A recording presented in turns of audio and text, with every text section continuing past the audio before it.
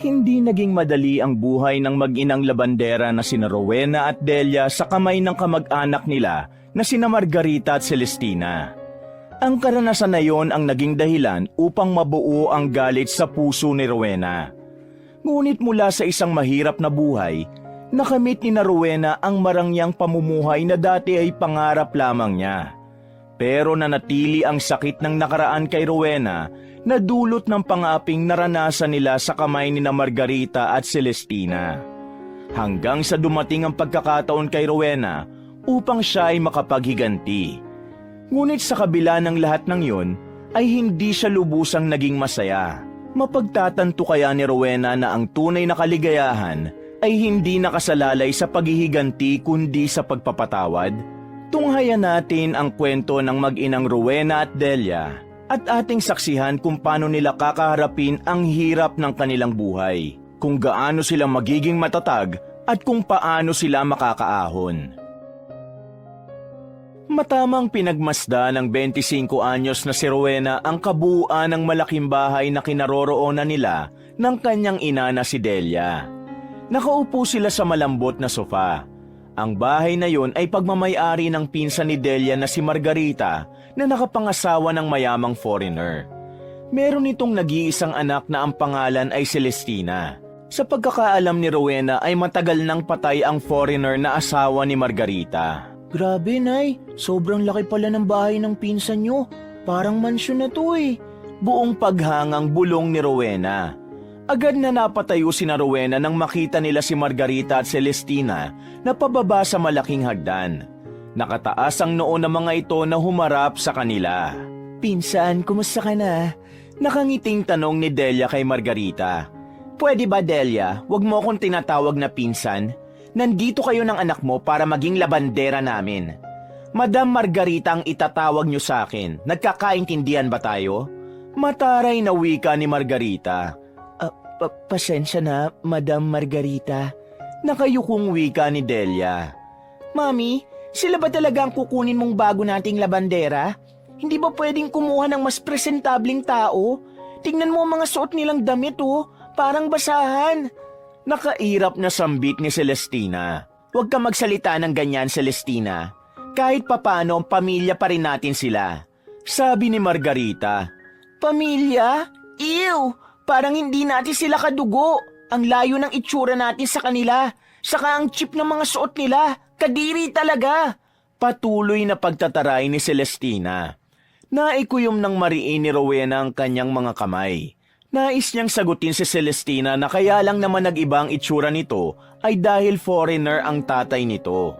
Pasensya na kayo kung ganito lang ang suot namin. Ito na kasi ang pinakamaayos naming damit ng aking anak.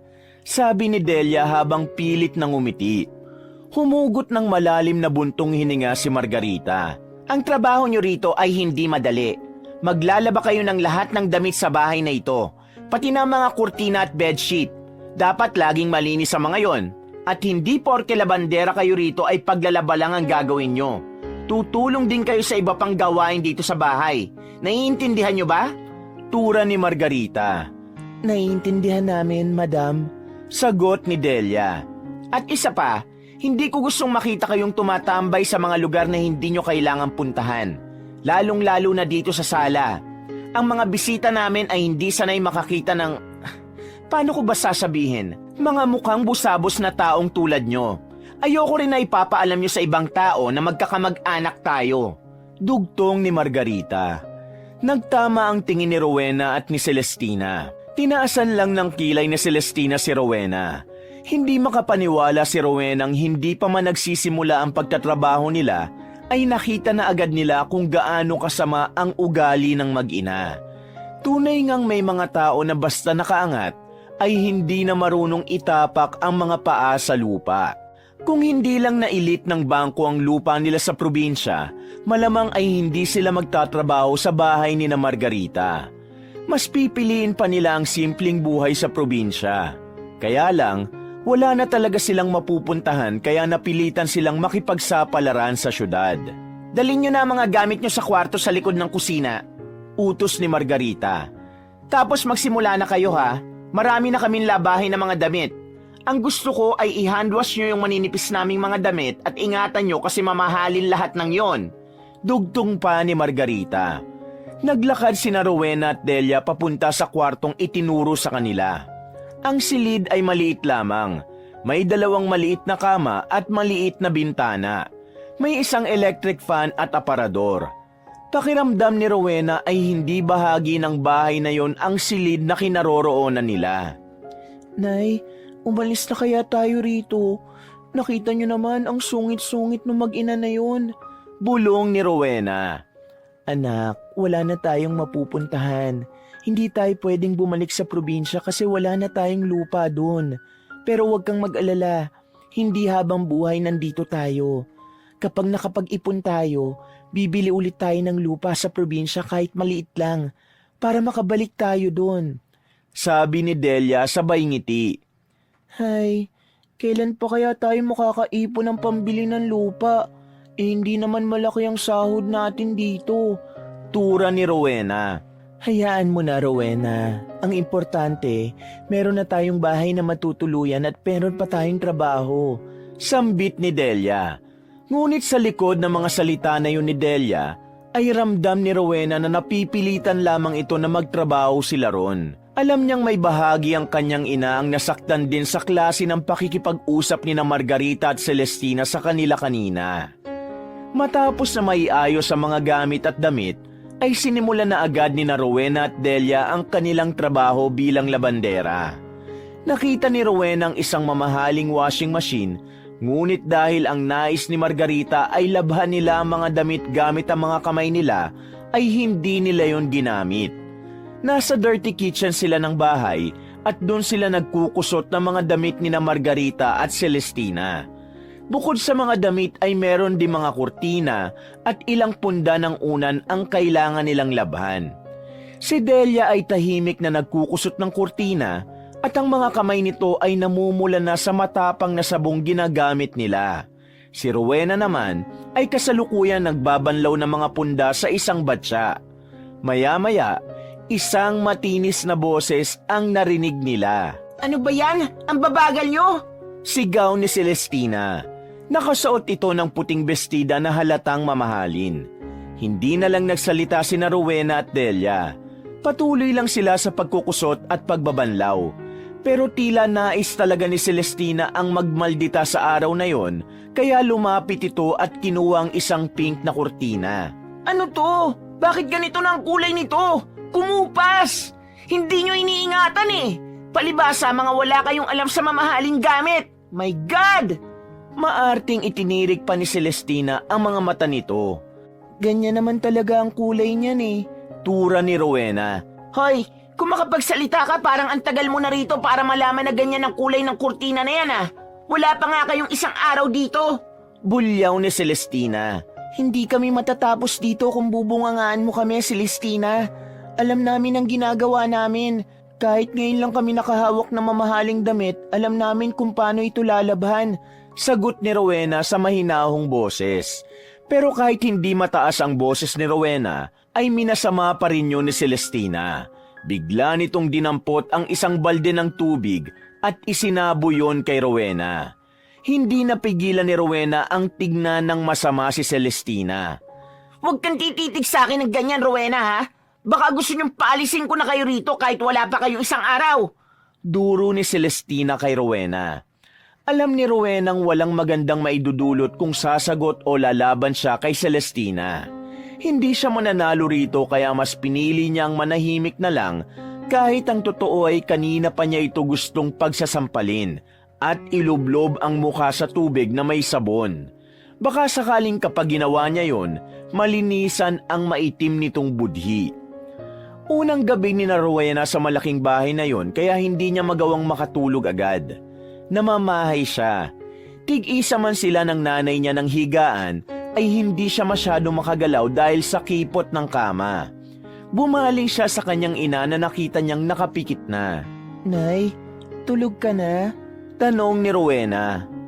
Oo, tulog na ako. Ungot ni Delia. Niloloko mo naman ako eh. Natatawang sabi ni Rowena. Meron lang po akong gustong sabihin sa inyo. Dumilat si Delia at tumingin sa anak. Ano yon? Tanong ni Delia. Naisip ko lang po kasi na kung buhay lang sana si tatay, baka hindi ganito kahirap ang buhay natin. Tugon ni Rowena.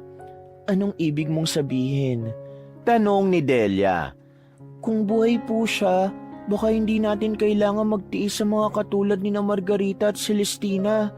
Siguro may sarili tayong bahay at mas maginhawa ang buhay natin.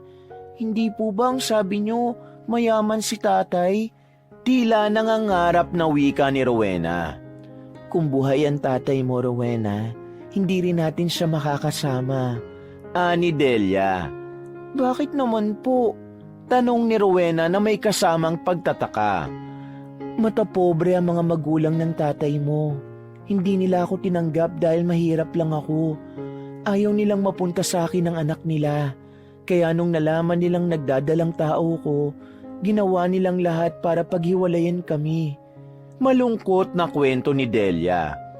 Pagkatapos, ano pong ginawa nila? Curious na tanong ni Rowena. Isang mahabang buntong hininga ang pinakawala ni Delia bago sumagot. Pinilit nilang ipakasal ang tatay mo sa isang babaeng gusto nila. Siniraan nila ako at tinanggalan ng dangal. Sabi nila, wala akong maibibigay sa pamilya nila kundi kahihiyan. Pinalabas nila sa tatay mo na meron akong ibang lalaki. Bahagyang naluha si Delia matapos nitong magsalita. Naniwala po si tatay na meron kayong ibang lalaki? Tanong ni Rowena. Hindi. Mahal na mahal ako ng tatay mo at alam niyang hindi ko yun magagawa sa kanya. Pero anong laban namin noon? Mga bata pa kami. Hindi ko kayang ipaglaban ng tatay mo sa mga magulang niya, anak. Hanggang sa sinabi nila sa akin na namatay sa isang aksidente ang tatay mo. Nakita ni Rowena ang pagluha ng kanyang ina na dumurog sa kanyang puso. Baby pa lang po pala ako nang mamatay si tatay. Sayang at hindi man lang niya ako nakita. Malungkot na wika ni Rowena. Pero alam mo, kahit hindi mo siya kasama, alam kong mahal na mahal ka niya at ipinagmamalaki ka niya dahil malakas ang loob mo at matapang ka, anak. Bahagyang ngumiti si Delia. Sa lakas ng loob mo, sa tapang mo, hindi madaling magtiis sa ganitong buhay, pero nandito ka pa rin. Kahit mahirap po tayo, hindi po ako susuko. Hindi para sa sarili ko, kundi para sa inyo, Nay. Pinunasan ni Rowena ang luhang naglanda sa kanyang pisngi. Ngumiti si Delia sa kanya at niyaya na siya nitong matulog dahil marami pa silang trabaho sa susunod na araw. At sa gabing yon, kahit may bahid ng lungkot ang kanilang mga puso, natagpuan nila ang kaunting lakas sa isa't isa. Makalipas ang 2 araw ay muli na namang natambakan ng labada si Rowena. Sa isang araw kasi ay ilang beses nagpapalit ng damit sina Margarita at Celestina. Hindi niya alam kung sinasadya ba yun ng dalawa para matambakan sila ng gawain o sadyang ganun lang talaga ang mga ito. Habang abala sa paglalaba sina Rowena, ay dumating si Margarita na galit na galit. May dala itong isang palda na kulay asul. Nagulat sila nang bigla nitong ibinato ang palda sa kanila. Tumama yon sa mukha ni Delia. Madam, bakit po? Takot na tanong ni Delia. Tingnan niyo ang palda ko na yan. Hindi niyo nilabahan ng maayos. Nandyan pa rin ang mancha ng steak sauce. Sigaw ni Margarita. Pasensya na, madam. Hindi ko siguro napansin nung nilabhan ko ito. Lalaban ko na lang po ulit. Tura ni Delia. Nakakahiya. Isinuot ko yan kanina at nakipagkita sa mga kaibigan ko. Kung hindi pa nila sinabi sa akin na hindi ko makikita ang mancha. For sure pinagtatawa na nila ako ng dahil sa kapalpakan yung mag-ina. Patuloy na sigaw ni Margarita. Hindi pa rin natapos si Margarita. Sinipa nito ang isang timba na may laman ng mga damit na tapos nang kusutin nila Rowena. Tumapon ang mga damit sa maruming sahig. Bakit nyo naman po sinipa? Malinis na ang mga yan. Hindi napigilang magtaas ng boses ni Rowena dahil sa pagod. Sinisigawan mo na ako? Dinuro ni Margarita si Rowena. Sasagot pa sana si Rowena pero inunahan siya ni Delia. Rowena, tama na. Mariing awat ni Delia. Pasensya na po, madam. Hayaan nyo taayusin na namin ang paglalaba. Nanay, bakit kayo humihingi ng pasensya? Si Madam Margarita ang mali. Bakit naman niya sisipain ang mga damit na malinis na? Ang hirap-hirap magkusot eh. Reklamo ni Rowena. Di kusutin niyo ulit? Hindi ba lamandera kayo rito? Trabaho niyo yon. O baka gusto mong palayasin ko kayong mag-ina rito? Mahihirapan kayong maghanap ng bahay pero ako, madali lang maghanap ng papalit sa inyo. Mataray na wika ni Margarita. Madam, pasensya na talaga. Hayaan mo at pagsasabihan ko ang anak ko. Bata pa po si Rowena kaya ganyan siya magsalita. Nakikiusap na sabi ni Delia. Bata? Dalaga na yan. Hindi na ako nagtataka kung bakit ganyan magsalita ang anak mo, Delia. Malamang hindi mo tinuruan ng magandang asal. Naku, makaalis na nga lang. Magsha-shopping ako para mawala ang inis ko sa inyong mag-ina. Gigil na sigaw ni Margarita sabay alis. Matalim ang mga mata na sinundan ng tingin ni Rowena si Margarita. Matapos yun ay padabog niyang kinuha ang mga damit sa sahig upang ibalik sa timba. Hinawakan siya ni Delia sa braso at tinignan siya nito ng diretso sa kanyang mga mata. Anak, hindi mo na dapat sinagot si Margarita ng ganun. Hayaan na lang natin sila dahil sa pinapasahod naman nila tayo.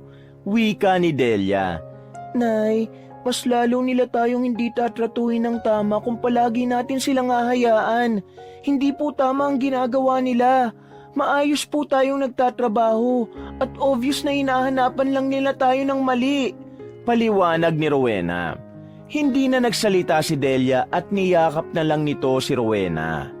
Bagaman at puno ng hinanakit, kumalma si Rowena sa yakap ng kanyang ina. Iniisip na lang niya na hindi habang buhay ay nasa ganun silang sitwasyon. Naniniwala siyang may magandang plano ang Diyos para sa kanilang mag-ina. Mabilis na lumipas ang mga araw at sa bawat araw na lumilipas ay tila naging bahagi na ng buhay ni Rowena at Delia ang pagtataray ni Margarita at Celestina. Pinag-aralan na lang ni Rowena ang magtimpi dahil yun ang gusto ng kanyang ina na gawin nila. Kapag walang lalabahan ay tumutulong si Rowena sa ibang gawaing bahay.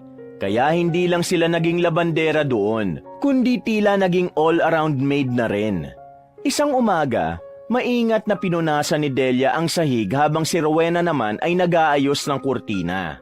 Wala roon sina Margarita at Celestina kaya nakakapagtrabaho sila ng maayos.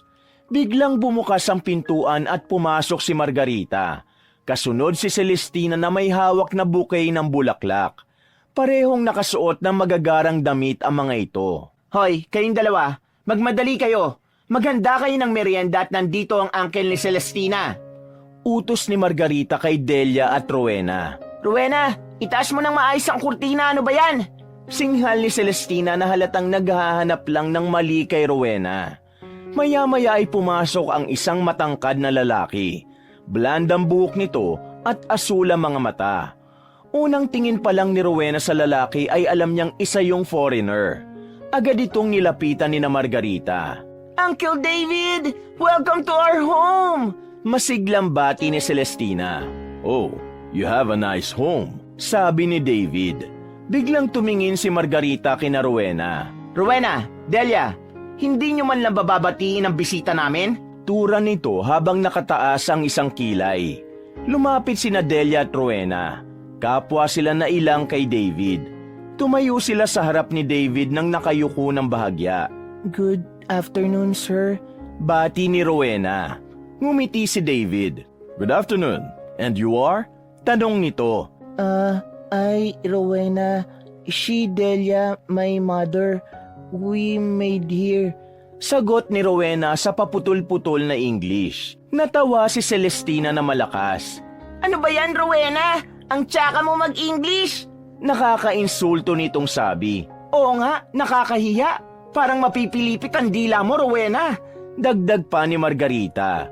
Napapahiyang napatingin si Rowena kay Delia. Gusto niyang sumagot pero pinigilan na lang niya ang sarili. By the way, David, you'll be staying here until Celestina's birthday next week. I hope that's okay with you. Sabi ni Margarita kay David. Of course, I'm happy to stay. Sagot ni David sabay ngiti. Habang nag-uusap sina David, Margarita at Celestina, Tahimik na umalis sina Delia at Rowena papunta sa kusina upang maghanda ng merienda. Doon ay pabulong silang nag-usap.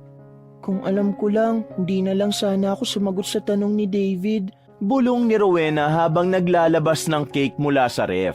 Hayaan mo na. Mukhang naintindihan ka naman ni Sir David. Ani Delia. Ang araw na yon ay naging mahaba para kina Rowena dahil sa napakaraming utos ni na Margarita. Ngunit sa kabila ng lahat, pinilit nilang magtiis at umaasang may darating na araw para sa kanilang pag-ahon. Isang umaga, maagang nagising sina Rowena at Delia gaya ng kanilang nakasanayan. Nakaupo sa gilid ng kama si Rowena habang inaayos ang buhok. Si Delia naman ay abala sa pagtitiklop ng kumot. Maya-maya ay may biglang kumatok sa pinto. Si Rowena ang nagbukas nito at nagulat siya nang tumambad sa kanya si David. Nakangiti ito habang may hawak na isang tasa ng kape. Good morning, Rowena. Bati ni David. Coffee for you? Nanlaki ang mata ni Rowena at naguluhan. For me? Oh, no, thank you, but coffee? I don't drink. Tanggi ni Rowena. It's okay. I just wanted to say good morning. Nakangiting wika ni David. Good morning, sir. Sagot ni Rowena na halatang hirap magsalita ng English. Nagpatuloy si David sa pagsasalita. Ngunit ang karamihan sa mga sinabi nito ay hindi na naintindihan ni Rowena. Tumango na lang siya ng tumango upang isipin nito na naiintindihan niya ito. Okay, enjoy your morning. Wika ni David bago tumalikod at umalis. Pagkasara ng pinto, agad na bumaling si Delia kay Rowena. Baka sa mukha nito ang pag-aalala.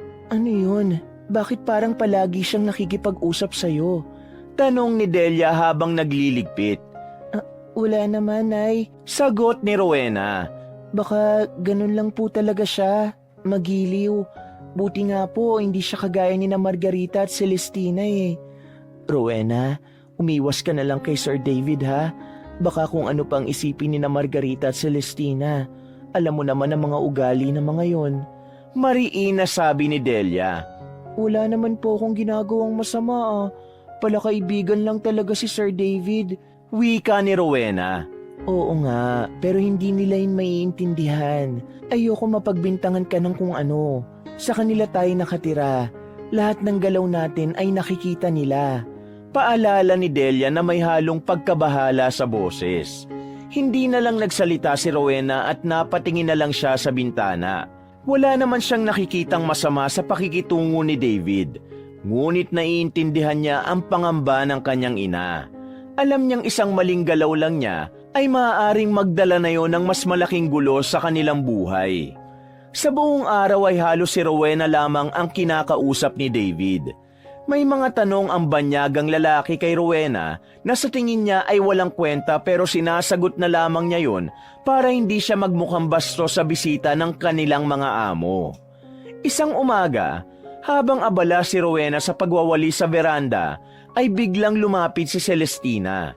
Nagulat siya nang makita ito na nakatayo sa likuran niya na parang nagmamasid. Rowena, mag-usap nga tayo. Tawag ni Celestina. Tungkol saan? May iuutos ka ba? Kung meron, mamaya na lang. Tatapusin ko muna tong ginagawa ko rito. Walang ganang sagot ni Rowena. Tumaas ang kilay ni Celestina at naglakad palapit. Tumigil ito sa harapan ni Rowena. Umamin ka nga sa akin. Nilalandi mo ba ang Uncle David ko? Walang gatol na tanong ni Celestina. Ano? At bakit ko naman lalandiin si Sir David? Natatawang tanong ni Rowena. Don't play dumb. At huwag ka rin tumawa dahil hindi ako nakikipagbiroan sa'yo. Akala mo ba hindi ko nakikita kung paano kayo nag-uusap? Sigurado ako na ikaw ang unang lumalapit palagi sa kanya. Akusa ni Celestina. Napailing si Rowena. Para sa kaalaman mo, si Sir David ang lumalapit sa akin. Bisita niyo siya kaya kinakausap ko siya kapag may tinatanong siya. Ang bastos ko naman kung hindi ako sasagot kapag kinakausap ako, di ba? Katwiran niya. Talaga lang ah? Akala mo ba hindi ko alam ang plano mo? Gagamitin mo si Uncle David para magkapera. Pero alam mo, Rowena, kahit anong gawin mo, hindi ka niya magugustuhan kasi isa ka lang labandera. Pangungot siya ni Celestina. Wala akong intensyon na gamitin si Sir David. Wala akong ginagawa kundi respetuhin siya bilang bisita nyo. Ani Rowena. Tumawa si Celestina. Hindi ako pinanganak kahapon. Huwag mo akong lukuhin. Alam ko mga tulad mo. Kapit sa patalim para lang makaahon sa hirap. Ikaw ang klase ng babae na gagamitin ng katawan para yumaman. Patuloy na pangiinsulto nito. Naningkit ang mga mata ni Rowena. Ngunit pinilit niyang kontrolin ang sarili na huwag magalit. Walang katotohanan ng sinasabi mo. Isa pa, hindi ko kontrolado kung paano makikitungo sa akin si Sir David. At hindi ako tulad ng iniisip mo. Hindi ko kailangang gamitin ng kahit sino para lang umangat sa buhay. Talaga lang Nakakatawa ka talaga, Rowena. Parang ang linis-linis mo. Mataray na wika ni Celestina. Kung yan ang tingin mo sa akin, wala na akong magagawa. Kasi kahit anong sabihin ko, hindi nyo naman paniniwalaan ng nanay mo eh. Pero alam ko sa sarili kong hindi totoo ang mga sinasabi mo. Ani Rowena na hindi nagpakita ng takot. Sinasabi ko sa'yo, tigilan mo na si Uncle David. Tigilan mo ang kalandian mo. Malakas na sabi ni Celestina. Hindi na nakapagsalita si Rowena dahil biglang tumalikod si Celestina at naglakad palayo. Naiwan si Rowena sa veranda na malalim ang iniisip.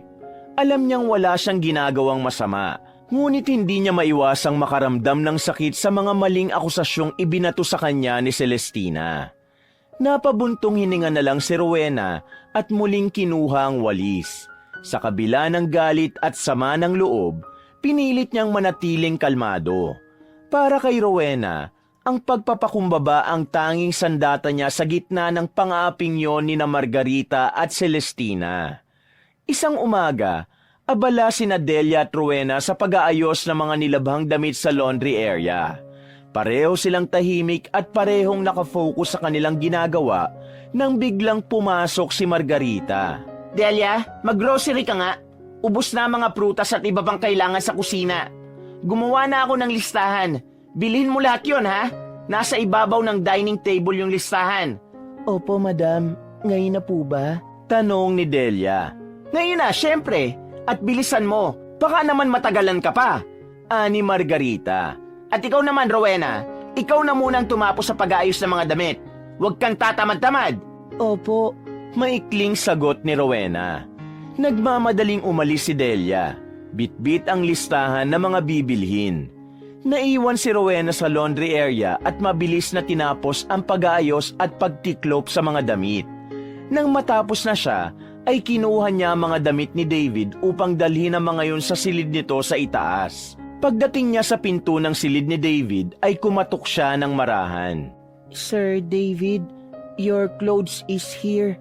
Ani Rowena. Pumukas ang pinto at bumungad si David. Nakarob, nakangiti. Oh, Rowena, come in. Thank you for taking care of my clothes. Anyaya nito. Agad pumasok si Rowena at inilapag ang mga natuping damit sa ibabaw ng maliit na lamesa. Habang ginagawa yon ay narinig niya si David na nagsalita mula sa kama. My back hurts, Rowena. Reklamo ni David sabay higa. Can you help me? Just a little massage, please? Napatingin si Rowena kay David at nagkaroon siya ng pagkailang. Sir, hindi po ako marunong magmasahe. I don't know massage. It's really painful. Please, just press my back lightly. It will help me a lot. Pilit ni David kay Rowena. Nag-alinlangan si Rowena. Ngunit dahil sa paniniwala niyang bisita si David at ayaw niyang magmukhang bastos, ay dahan-dahan siyang lumapit. Okay, sir. I will massage you but only short massage, okay? Isang pilit ng ngiti ang kumawala sa labi niya. Napalunok si Rowena nang magubad ng sando si David at dumapa sa malambot na kama. Lumapit siya at marahan niyang ipinatong ang kanyang mga kamay sa balikat ni David at nagsimula na siyang magmasahe. Harder, Rowena. Sabi ni David na halatang nasisiyahan. Lower, please, lower. Sinubukan niyang dagdagan ang puwersa ng kanyang masahe. Ngunit habang tumatagal, nararamdaman niyang tila hindi na tama ang sitwasyon. Nang bigla niyang bawiin ang kamay niya upang tumigil na, biglang bumalikwas si David at humarap ito sa kanya. Nagulat siya nang hawakan ni David ang dalawa niyang kamay. Sir, what are you doing? Gulat na tanong ni Rowena habang pilit na nilalayo ang sarili sa lalaki. Why are you playing hard to get, Rowena? Don't act innocent. I know you want this too. Baka sa mata ni David ang labis na pagnanasa na nagbigay ng kilabot kay Rowena.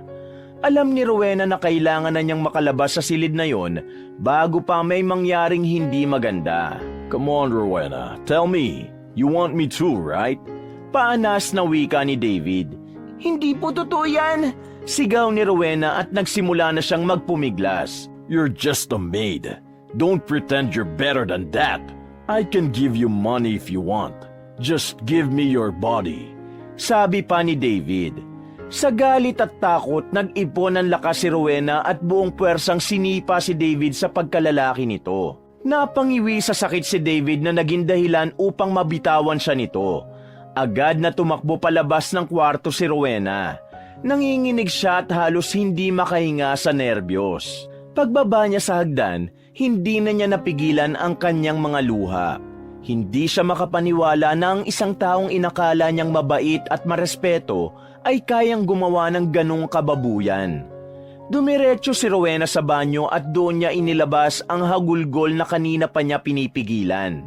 Ang buong akala niya ay magtatagumpay si David sa maitim nitong balak sa kanya. Pero mabuti na lang at nagkaroon pa rin siya ng lakas ng loob upang pigilan ito. Simula nang mangyari yon ay nag-iba na ang kilos ni Rowena. Sa tuwing mag-isa siya ay palagi siyang nakatulala. Hindi pa rin siya makapaniwalang muntik na siyang mahalay. Kahit sa simpleng gawain, para siyang nawawala sa sarili. Ang mga mata niya ay nakatingin sa kawalan. Ang mga kilos niya ay mabagal at palagi siyang tulala. Isang umaga habang nagwawali sa harap ng bahay, narinig niyang tinawag siya ni Celestina. Rowena, ang tagal mo dyan. Maghapon ka na lang ba magwawalis? Ang dami mo pang gagawin Bulyaw nito. Nagulat si Rowena at muntik nang mabitawan ng walis. Matatapos na ako rito. Bibilisan ko na. Sagot niya pero halatang wala sa wisyo ang kanyang boses. Mabilis niyang tinapos ang pagwawalis at pumasok sa bahay. Nagtungo si Rowena sa kusina at sinimulang maghugas ng mga plato. Pero habang ginagawa niya yon, ay bumalik na naman sa isip niya ang ginawa ni David. Pumasok si Margarita at nakita siyang nakatulala habang hawak ang isang basong hindi pa niya nababanlawan. Ano ba nangyayari sa'yo, Rowena? Kanina pa kita tinatawag pero wala kang naririnig. Inis na sabi ni Margarita. Tamad na nga, wala pa sa sarili. Gusto mo bang mawalan ng trabaho? Pagkatapos mo dyan, palitan mo yung bedsheet sa kwarto ko, ha? Pasensya na po, Madam Margarita. Paghingi na lang ng tawad ni Rowena dahil wala siyang ganang makipagsagutan dito. Kapag ganyan ka palagi, tatanggalin ko na kayo rito ng nanay mo. Ayoko ng katulong na tulala. Dagdag pa ni Margarita. Tumahimik lang si Rowena at pilit na pinigilan ang mga luhang gustong bumagsak. Ayaw niyang ipakitang mahina siya. Ayaw niyang malaman ni Margarita o ni Celestina, lalo na ng nanay niya kung gaano kagulo ang loob ng utak niya ng sandaling yon. Tuwing gabi, kapag kasama na ni Rowena si Delia sa kanilang maliit na silid, ay tahimik lang siya. Hindi na siya nagsasalita tulad ng dati. Napansin ito ni Delia at hindi na nito napigilan ang mag-usisa. Rowena, may problema ka ba? Kanina pa kita tinitingnan. Parang ang bigat-bigat ng dinadala mo. Hindi ako sanay na ganyan ka, anak. May pag-aalalang tura ni Delia. Umiling si Rowena at pilit nang umingiti. Wala po, Nay. Napagod lang po siguro ko. Ang dami po kasing palaging utos ni na Margarita at Celestina. Pagsisinungaling niya. Kung may problema ka, sabihin mo sa akin, ha? Walang ibang tutulong sa'yo kundi ako lang. Kinuha ni Delia ang isa niyang kamay at masuyo yung hinawakan. Napatitig si Rowena sa kanyang ina. Gusto niyang sabihin na nangyari at gusto niyang maglabas ng sama ng loob, pero sa tuwing maiisip niya kung ano ang maaaring gawin ng kanyang ina, ay pinipili na lamang niyang manahimik. Wala po talaga, Nay. Ulit ni Rowena. Pasensya na po kung mukha akong wala sa sarili nitong mga nakaraang araw. Pero wag niyo na lang po akong pansinin kasi okay lang po talaga ako. Isang pilit ng ngiti ang pinakawalan niya at umasa siyang sa pamamagitan nun ay titigil na si Delia sa pagtatanong. Dahil sa takot at kahihiyan, mas pinili ni Rowenang umiwas kay David. Hindi na siya pumupunta sa ikalawang palapag ng bahay, maliban na lang kung talagang kailangan. Kapag dumadaan si David sa kusina ay mabilis niyang tinatapos ang anumang gawain at umiiwas sa lalaki. Ngunit kahit anong pilit niyang umiwas, pakiramdam niya ay palaging may matang nakamasid sa kanya. Pakiramdam niya, anumang oras ay gagawin ulit ni David ang bagay na nais nitong gawin sa kanya. Isang hapon, habang naglalampaso si Rowena sa sala, ay dumaan si Celestina at napansin ang mabagal niyang kilos. Ano ba, Rowena? Para kang pagong kung kumilos? Baka abutin ka na 1 taon dyan! Sigaw ni Celestina. Napaangat si Rowena ng tingin, ngunit hindi sumagot. Tumayo si Celestina sa harapan niya at tinignan siya na parabang isa siyang napakaliit na bagay. Kung hindi lang kayo kawawa ng nanay mo, matagal na kayong tinanggal dito eh. Pasalamat kayo at mabait pa kami ni Mami sa inyo. Sambit pa nito. Sa bawat araw na lumipas, parang mas lumalaki ang pader na pumapaligid kay Rowena. Hindi niya magawang magtiwala kahit kanino, kahit sa sariling ina. Dala-dala niya ang bigat ng kanyang sikreto at ang bawat paninigaw, ang bawat masasakit na salitang natatanggap mula kina Margarita at Celestina ay parang nagpapadagdag pa sa kanyang pasanin. Ngunit sa kabila ng lahat, pilit niyang pinapatatag ang kanyang sarili. Wala siyang ibang kakampi kundi ang sarili niya at alam niyang kailangan magpatuloy kahit gaano kasakit ang dinadala niya sa kanyang puso. Isang tanghali, tahimik na naguhugas ng pinagkainan si Rowena sa kusina. Napansin ni Delia ang kabagalan ng kilos ni Rowena. Kasalukuyang inaayos ni Delia ang laman ng ref. Lumapit si Delia sa anak at inilagay nito ang kamay sa balikat ni Rowena. Napapitlag ang dalaga. Rowena, pwede ba kitang makausap sandali? Tanong ni Delia. Ano po yun, Nay? Tugon ni Rowena. Umupo si Delia sa upuan na naroon. Naghugas ng kamay niya si Rowena at nagpuna sa basahan na nakasabit. Tahimik na umupo si Rowena sa upuan sa harapan ng kanyang ina. Rowena, ilang araw na kitang napapansin. Parang ang layo ng iniisip mo. Tulala ka. Mabagal kang kumilos. May problema ka ba? Tanong ni Delia. Umiling si Rowena. Wala po, Nay. Napapagod lang siguro ako sa kakatrabaho natin dito. Huwag niyo na lang po kasi akong pansinin. Saka kung may problema man po ako, alam niyo naman po na magsasabi ako sa inyo. Kilala niyo po ako. Tugon niya. Hindi ako naniniwala. Alam ko kapag may bumabagabag sa'yo. Dati kapag sinusungitan ka ni na Margarita at Celestina, sumasagot ka. Ngayon ay hindi ka kumikibo. Ano ba talagang nangyayari sa'yo, anak? Halos nakikiusap na si Delia kay Rowena ng sandaling yon. Hindi na po ako sumasagot sa kanila kasi naisip kong hindi rin naman nila ako papakinggan eh. Yun lang po yun. Huwag na po kayong mag-alala sa akin. Tura ni Rowena. Isang malalim na paghinga ang pinakawala ni Delia. Sige, sa ngayon ay maniniwala ako sa'yo ha. Pero tandaan mo, Rowena, kung may problema ka, nandito lang ako. Huwag kang matakot o mahiya, anak. Dahil anak kita.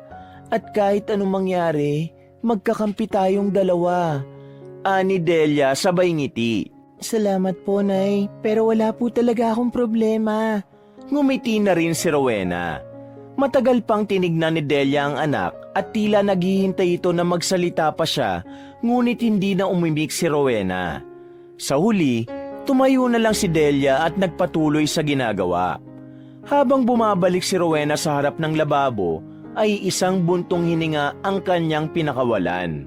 Sa kabila ng pangungulit ng nanay ni Rowena, ay mas pinili niyang manahimik.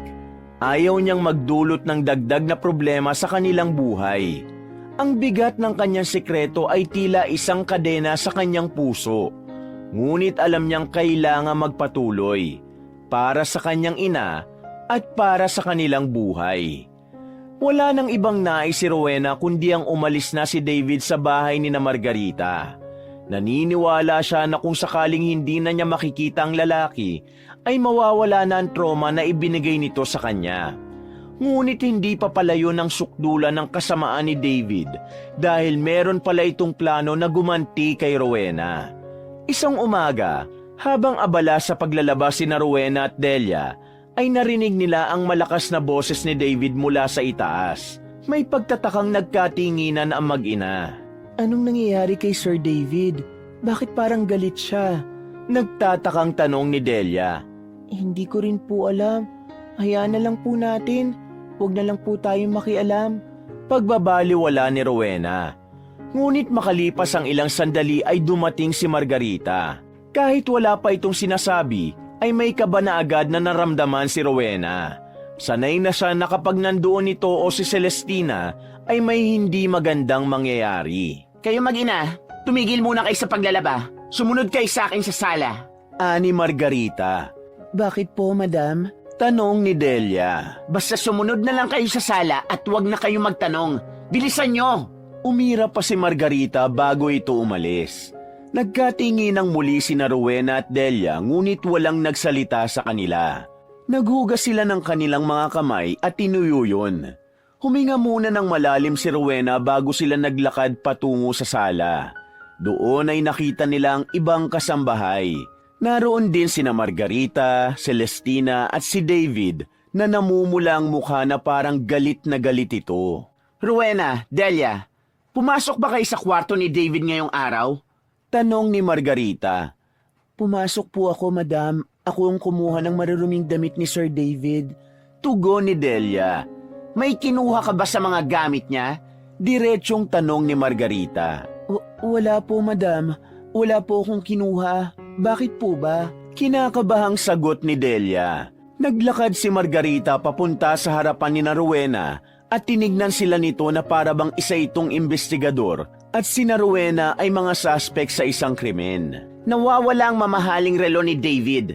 Ang sabi niya, nakapatong yun sa drawer pero nang magising siya ay wala na.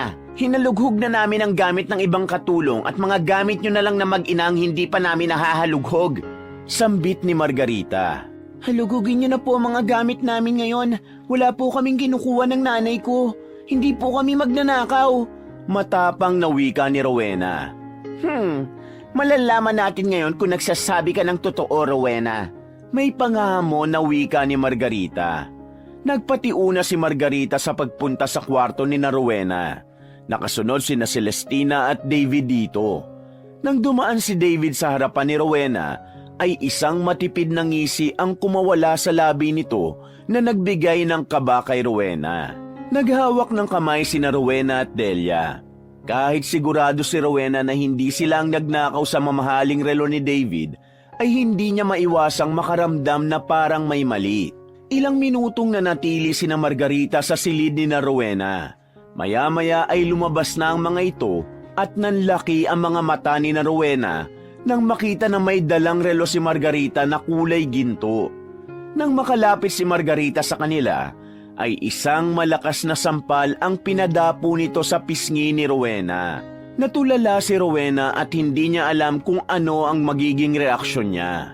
Talaga ba, Rowena? Hindi kayo nagnakaw? Ano ito? Anong tawag mo rito? Sigaw ni Margarita habang hawak ang gintong relo. Kinuha ni David ang relo mula kay Margarita. This is my watch. You stole it from me? Why, Rowena? I thought you were good people. Singhal ni David. Hindi kami ang nagnakaw niyan. Hindi namin alam kung paano yun napunta sa kwarto namin. Hindi kami magnanakaw ng nanay ko. Pagtatanggol ni Rowena sa kanila ni Delia. Speak in English. Sigaw ni David. Hindi ako magsasalita ng lengguwahe mo dahil nasa bansa namin kayo. Matapang na wika ni Rowena. Muling nakatanggap ng sampal si Rowena kay Margarita. Napakatapang mo talaga. Umami na kayo dahil huling-huli na kayo. Galit na sabi ni Margarita. Hindi kami aamin sa kasalanan na hindi namin ginawa. If you don't confess, we'd better call the police and have you and your mother arrested. Hamon ni David. Arrest? Ipapakulong niyo kami? Huwag po. Maawa po kayo sa amin. Sa pagkakataon na yon ay hindi na napigilan ni Delia ang pag-iyak. So admit it so we don't have to put you in jail. And what I want is for you and your daughter to get down on your knees and apologize to me. Nakangising sambit ni David. Aminin niyo raw na kayo nagnakaw at lumuhod kayo sa harapan niya at humingi kayo ng tawad para hindi kami tumawag ng mga pulis. Ayan translate ko na para sa inyong dalawa para maintindihan nyo. Mataray na singit ni Celestina. Nagkatinginan sina Rowena at Delia. Unti-unting nadurog ang puso ni Rowena nang makita ang luwaang mukha ng kanyang nanay. Noon lang niya ito nakitang ganon. Ramdam niya ang takot nito na makulong silang dalawa. Umiling si Rowena. Anak, lumuhod na lang tayo. Samo ni Delia. Huwag po, Nay. Kapag ginawa natin yun, aakuin natin ang isang bagay na hindi naman natin ginawa. Pabulong na sagot ni Rowena. Sige na, anak. Sundin na lang natin sila. Ani Delia. Nauna nang lumuhod si Delia sa harapan ni David. Napipilitan man, ay lumuhod na rin si Rowena pero may galit sa mukha niya habang nakatingin sa lalaki na tila tuwang-tuwa sa nakikita. Patawarin niyo po kami. Naputol ang pagsasalita ni Delia nang biglang sumigaw si Margarita. English! Para maintindihan kayo ni David! Sir David, me and Rowena is sorry. Please, don't call police. I'm sorry if I get your watch. I have no money. I just want to have money. This is why I get your watch. I am so sorry, Sir David. Umiiyak na samo ni Delia. Hindi makapaniwala si Rowena sa sinabing yun ng nanay niya. Pakiramdam niya ay isa silang basahan na inilublob sa putik at paulit-ulit na tinapak-tapakan. Dangal na nga lang ang meron sila pero ninakaw pa yun sa kanila ng sandaling yun. Pakiramdam niya ay napakaliit nila. For now, I will forgive you and your daughter. But if this happens again, I'll send you both in jail. Mayabang na wika ni David. Thank you, sir. Thank you. Patuloy na iyak ni Delia. Umalis na sina Margarita, Celestina at David sa harapan nila. Mabilis na niyakap ni Rowena si Delia at mas naging malakas ang paghagulgol nito. Gusto mang umiyak ni Rowena ay pinigilan niya ang sarili. Alam niya na sa sandaling yon ay kailangan niyang maging matatag para sa kanyang nanay. Matapos yon ay nagkulong muna sina Rowena at Delia sa kanilang kwarto. Pinakalma nila ang isa't isa. Hindi pa rin makapaniwala si Rowena na magagawa yun ni David sa kanila. Alam niya ang lalaki ang naglagay ng relo nito sa kwarto nila upang mapalabas nito na magnanakaw sila ng nanay niya. Si Rowena at Delia ay nakaupo sa gilid ng kama. Tumuon ang mata ni Rowena kay Delia at marahan niyang hinawakan ang kamay nito. Bakit po ninyo ginawa yun, Nay? Tanong ni Rowena. Ang tinig niya ay puno ng kalungkutan at pagkalito. Bakit kayo nagsinungaling? Hindi naman po tayong kumuha ng relo na yun. Hindi agad nakasagot si Delia. Ang mga mata nito ay namamagana at ang luha ay walang tigil sa paglandas sa magkabila nitong pisngi. Isang malalim na paghinga ang pinakawalan nito bago magsalita. Ginawa ko yun para protektahan ka, anak. Hindi ko kaya na makulong ka. Kung ako lang ayos lang, pero kung pati ikaw ay dadamay nila, hindi ko kayang mangyari yun. Ang hindi ko lang maintindihan ay kung paano napunta ang relo ni Sir David dito sa kwarto natin. Umiiyak na tura ni Delia. Si David ang naglagay nun. Sigurado ko na siyang nag-frame up sa atin. Tugon ni Rowena. Pero bakit naman niya yun gagawin? Wala tayong kasalanan sa kanya. Nagtatakang sabi ni Delia. Si Rowena naman ang natahimik. May parte ng puso niya na nagsasabi na kailangan ng malaman ni Delia ang katotohanan kung bakit yun nagawa ni David sa kanila. Nay, meron po akong aaminin sa inyo pero sana'y sa atin na lang to. Nanginginig na sabi ni Rowena. Ano yun, anak? Tanong ni Delia. Muntik na po akong halayin ni David. Matapang na pag-amin ni Rowena. Ano? Hindi makapaniwalang bulalas ni Delia. Nagpunta ako nun sa kwarto niya para magdala ng mga damit niya tapos sinubukan niya akong pagsamantalahan. Lumaban po ako, hindi po siya nagtagumpay. Malakas po ang kutob ko na gusto niyang gumanti sa akin kaya pinalabas niya ngayon na ninakaw natin ang relo niya. Naiiyak na wika ni Rowena. Napatakip ng kamay si Delia sa bibig. Anak ko, bakit hindi mo agad sinabi sa akin? Mas lalong lumakas ang pag-agos ng luha ni Delia. Natakot po ako. Ayoko mag-alala kayo. Ayoko magdulot ng mas malaki pang gulo. Kaya rin po ako palaging wala sa sarili ng mga nakaraang araw dahil doon. Patawarin niyo po ako. Tuluyan ang napaiyak si Rowena dahil hindi niya nakinaya ang bigat ng emosyon na dala niya. Niyakap ni Delia ng mahigpit ang anak at pareho silang umiiyak. Ako ang dapat na humingi ng tawad sa iyo, anak. Patawarin mo ako kung hindi kita naprotektahan. Pakiramdam ko napakawalang kwenta kong ina. Hagulgol ni Delia. Wala ka pong kasalanan. Si David po ang dapat nasisihin sa nangyari. Sambit naman ni Rowena. Habang patuloy silang nagiiyakan, ay nangako si Delia kay Rowena na hindi na nito hahayaang mapahamak si Rowena, lalo na sa kamay ni David. Sa sandaling yon, mas tumibay ang pagmamahala nilang mag-ina. Isang bigkis na hindi kayang sirain ng kahit sinong mapang-abusong tao. Si Delia ang unang kumala sa yakap at matama nitong tinignan si Rowena. Bakas pa rin sa mukha ni Delia ang awa.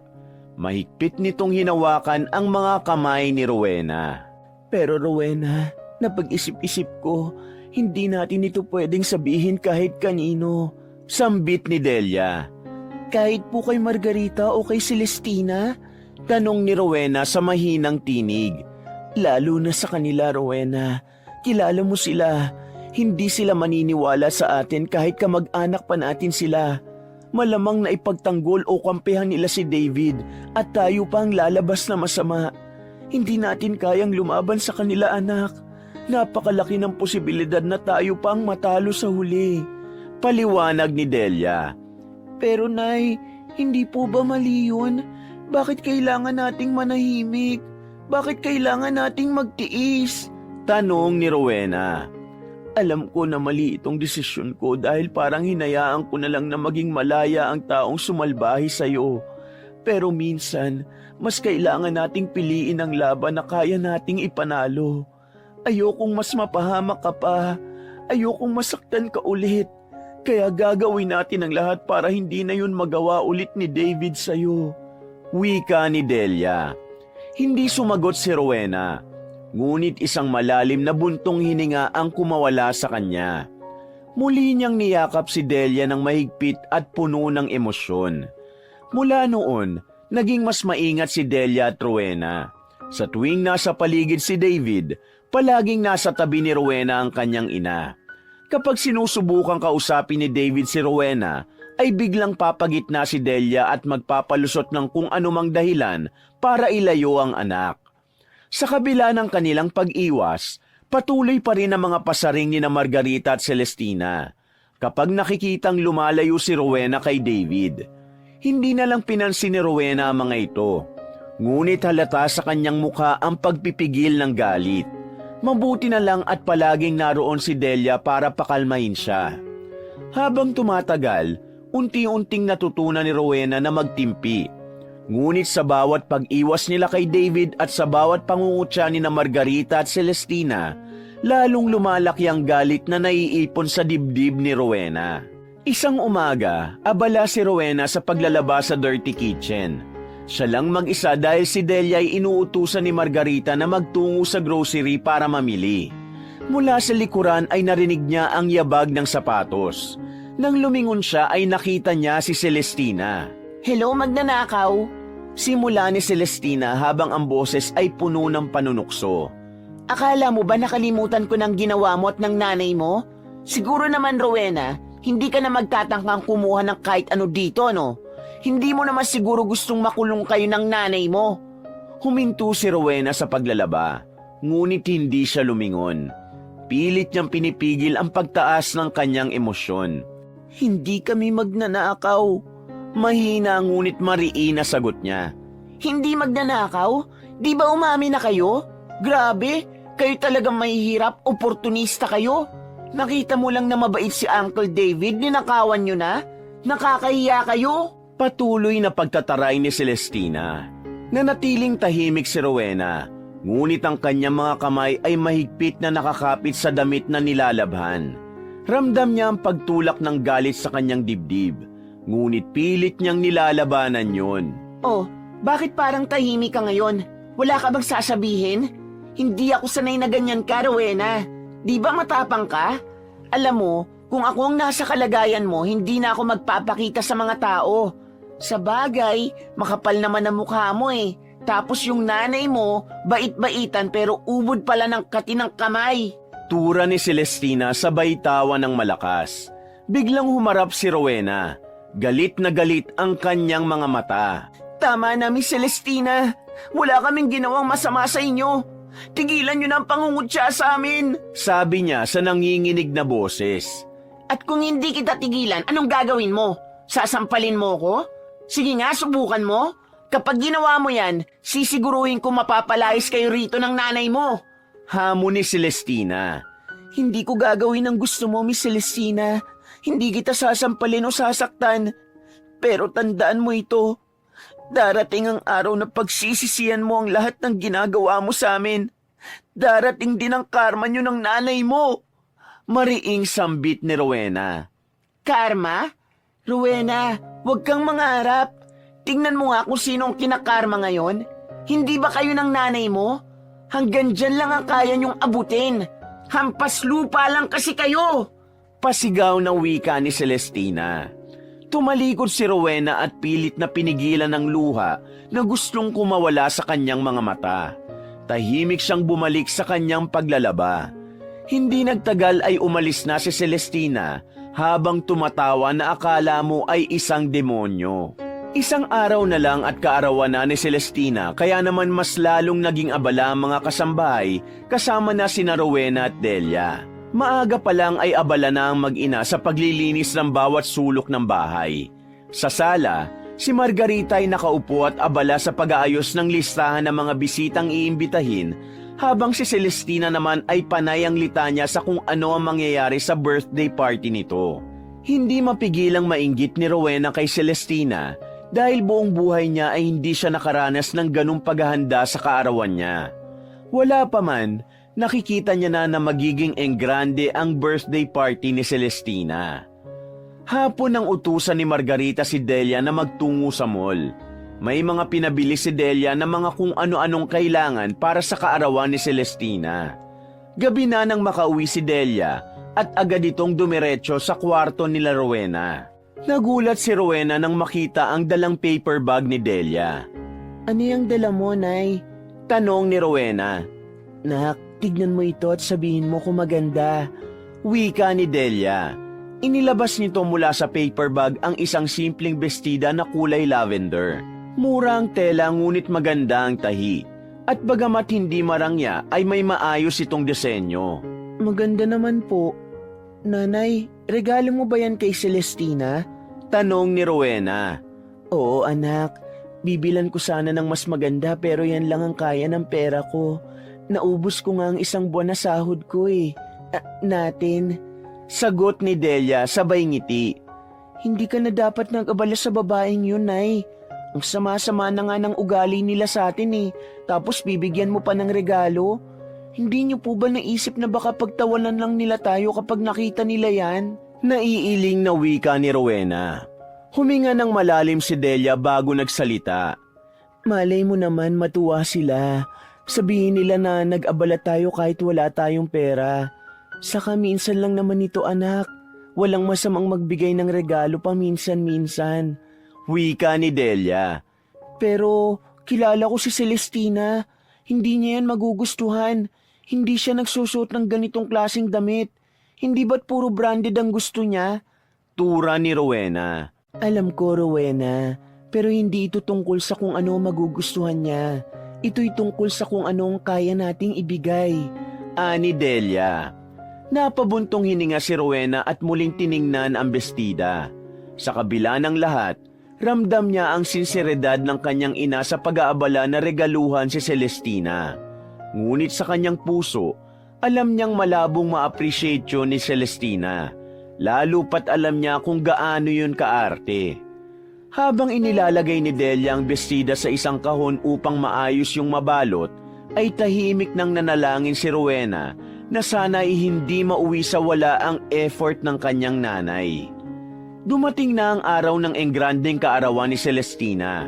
Sa buong bahay ay ramdam ang kasiyahan. Tumutugtog ang modernong musika. Napakaraming bisitang dumating at may mga mamahaling pagkain na nakahain sa dalawang mahahabang lamesa. Si Rowena at Delia ay nagpasya ring magbihis ng maayos-ayos upang kahit papano ay maging presentable sa espesyal na araw ni Celestina. Nay, ayos na ba itong suot ko? Tanong ni Rowena habang inaayos ang kanyang simpleng t-shirt na ipinares sa maong na pantalon. Oo naman, anak. Sagot ni Delia na nakasuot din ng maayos na t-shirt at maong. Wala naman tayo magagandang damit, pero hindi naman mahalaga ang suot. Ang importante, nandun tayo sa labas para ipagdiwang ang kaarawan ni Celestina.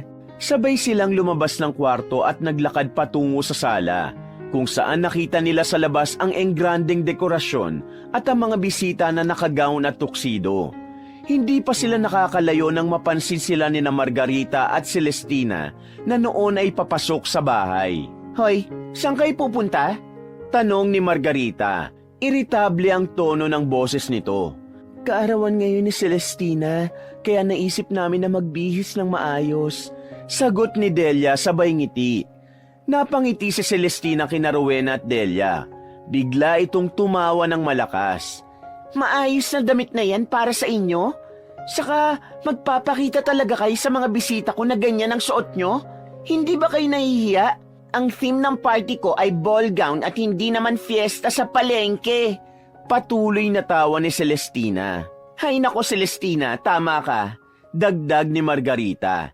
Manatili na lang kayo sa kwarto ninyo. Nakakahiya kung makikita kayo ng mga bisita rito. Ano na lang ang sasabihin nila? Mga ambisyosa, hindi naman kayo invited. Mataray na wika ni Margarita. Ramdam ni Rowena ang bigat ng mga salita ni Margarita at Celestina. Ngunit pinilit niyang magtimpi. Maya-maya ay tahimik na iniabot ni Delia ang isang kahon kay Celestina. Celestina, itong regalo namin para sa'yo. Sana magustuhan mo. Sabi ni Delia. Kinuha ni Celestina ang kahon at walang pakundangang binuksan yon. Nang makita nito ang simpleng lavender na bestida, ay tumawa ito ng malakas. Ito ba ang regalo nyo? Ano to? Basahan? Anito. Agad na tinapon ni Celestina ang damit sa sahig at tinapakan yun gamit ang mataas na takong ng sapatos nito. Look, bagay na basahan ang damit na to. Ang cheap! Tawa pa ni Celestina. Hindi na nakapagpigil si Rowena. Celestina, isang buwan na sahod ng nanay kong ginastos niya para sa damit na yan. Tapos ganyan lang ang gagawin mo? Singhal ni Rowena. Ano naman, hindi ko kasalanan na ganito lang ang kaya nyo. At wag mo akong sigawan, Rowena. Tandaan mo kung nasaan kayo. Nanlalaki ang mga matang tura ni Celestina. Matalim ang mga mata na kinuha ni Rowena ang damit sa sahig. Hindi na siya nagsalita at hinila niya na si Delia pabalik sa kanilang kwarto. Pagpasok sa kwarto ay tahimik na naupo si Rowena sa kama. Umupo si Delia sa tabi niya at hinaplos ang kanyang likod. Anak, pasensya ka na. Bulong ni Delia. Ginawa ko lang naman kung ano ang kaya natin. Hindi umimik si Rowena. Ngunit sa loob niya, Unti-unti nang nabubuo ang galit at pagkamuhi niya kina Margarita at Celestina. Dumako ang tingin ni Rowena sa damit na hawak niya na para sana ay kay Celestina. Labis siyang naawa sa nanay niya dahil pinaglaanan niyo ng pera nito. Sa akin na lang itong damit na to para hindi masayang. Mukhang kasya naman sa akin eh. Pero Nay, hindi ba tama ako? Hindi talaga magugustuhan ni Celestina ang damit na ito at kahit na anong bagay na ibigay natin sa kanya. Sambit ni Rowena. Hindi umimik si Delia. Umusog si Rowena palapit at inakbayan ito. Huminga ng malalim si Delia at pinilit ngumiti. Hayaan mo na anak. Ang importante ay alam ni Celestinang naalala natin siya sa kaarawan niya. Napatitig si Rowena sa bestida. Para sa iba, isa lamang yung simpleng damit pero para sa kanya ay simbolo at bunga yon ng pagtatrabaho ng nanay niya. Halika na anak, matulog na tayo. Aya ni Delia. Nagpalit na sila ng damit. Tinupi ni Rowena ang bestida at nilagay sa aparador. Nang patay ni Delia ang ilaw ay humiga na sila. Habang nakahiga ay dinig nila ang masayang tawanan at musika mula sa labas. Maagang nagising si Rowena kinabukasan. Nang lumabas siya ng bahay, ay nakita niyang abala si David sa paglalagay ng mga maleta sa likod ng kotse nito. Natigilan siya at saglit na pinagmasdan ng lalaki. Salamat naman at aalis na siya. Mahina niyang bulong sa sarili. Sa wakas, aalis na ang lalaking nagdulot sa kanya ng matinding takot at puot. Hindi niya napigilan ng isang bahagyang ngiti nang makita ang pag-andar ng sasakyan ni David palayo. Para bang isang napakalaking tinik ang natanggal sa kanyang pagkatao. Pagkalipas ng ilang sandali, abala na sina Rowena at Delia sa paglalabas sa likod bahay. Bigla silang napatigil nang marinig ang malakas na tawag ni Margarita mula sa loob ng bahay. Delia, Rowena, halina kayo rito. May naghahanap sa inyo. Sigaw ni Margarita. Nagkatinginan na mag-ina. Sino kaya yun, Nay? Tanong ni Rowena. Ewan ko anak. Tara, tingnan natin. Tugon ni Delia. Pagdating nila sa sala, bumungad sa kanila ang isang matangkad na lalaki. Nakasuot ito ng simpleng polo at pantalon na may matikas na tindig. Natigilan si Delia at napaatras ng bahagya. Naitutop nito ang kamay sa bibig kasabay ng pag-agos ng mga luha sa magkabila nitong pisngi. Diyos ko, Benjamin? Nanginginig na bulalas ni Delia. Tumango ang lalaki at hindi na nakapagpigil si Delia. Lumapit ito at mahigpit na niyakap ang lalaki habang patuloy na tumutulo ang mga luha. Lumingon si Delia kay Rowena na naguguluhan kung sino ang lalaking yakap ng nanay niya. Rowena, siya ang tatay mo. Mahinang sabi ni Delia. Natigilan si Rowena. Hindi siya makapaniwala sa narinig. Nakatitig siya sa lalaking noon lamang niya nakita. Tatay? Utal na tanong ni Rowena. Lumapit si Benjamin kay Rowena. Oo anak, ako ang tatay mo. Pasensya na kung ngayon lang ako nagpakita sa inyo. Maraming taon akong naghanap ng pagkakataon pero... Naputol ang pagsasalita ni Benjamin na tila nahihirapan itong magpaliwanag. Nagsimulang tumulo ang luha ni Rowena habang patuloy na nakatitig sa lalaki. Hindi niya alam kung magagalit, matutuwa o maniniwala ba siya sa nangyayari. Ang akala namin ay patay ka na, Benjamin. Ani Delia. Pinalabas sa mga magulang ko noon na patay na ako. Ayaw nilang maging parte kayo ng buhay ko. Matagal na akong hiwalay sa asawa ko at namatay na rin sina mama at papa. Kaya wala nang pumipigil sa akin ngayon para hanapin kayo. Paliwanag ni Benjamin. Hindi pa rin makapaniwala si Rowena. Para bang nananaginip siya. Pasensya na anak. Patawad kung hindi ko kayo agad nahanap. Patawad sa lahat ng pagkukulang ko. Sambit ni Benjamin at hinawakan nito ang isang kamay ni Rowena. Lumapit si Delia kay Rowena at hinawakan ng balikat nito. Anak, ito na ang pagkakataon natin na mabuo ulit ang pamilya natin. Umiiyak nitong wika. Hanggang sa hindi napigilan ni Rowena ang sarili. Niyakap niya ang kanyang ama at tuluyang bumuhos ang kanyang luha. Hindi ko alam kung anong mararamdaman ko pero salamat dahil bumalik po kayo. Hagulgol ni Rowena. Habang yakap ni Rowena ang kanyang ama ay hinagod nito ang likod niya. Pagkalipas ng ilang sandali, bumitaw si Benjamin at tumingin kina Rowena at Delia. Delia, Rowena, simula ngayon, hindi nyo na kailangan magtrabaho dito. Ayoko nang makita kayong nahihirapan. Tura ni Benjamin. Anong ibig mong sabihin, Benjamin? Nagtatakang tanong ni Delia. Huminga ng malalim si Benjamin at ngumiti. Simula ngayon, titira na kayo sa bahay ko. Hindi na kayo kailangan magtrabaho pa. Ako nang bahala sa inyo. Gusto kong bumawi sa lahat ng taon na nawala sa atin. Natigilan ang mag-ina. Parang hindi nila maunawaan ang mga naririnig nila. Benjamin, totoo ba yan? Paano naman kami? Hindi pa natatapos ni Delia ang kanyang sinasabi nang hawakan ni Benjamin ang kamay nito. Totoo, Delia. Matagal ko nang hinanda ang sarili ko para sa araw na ito.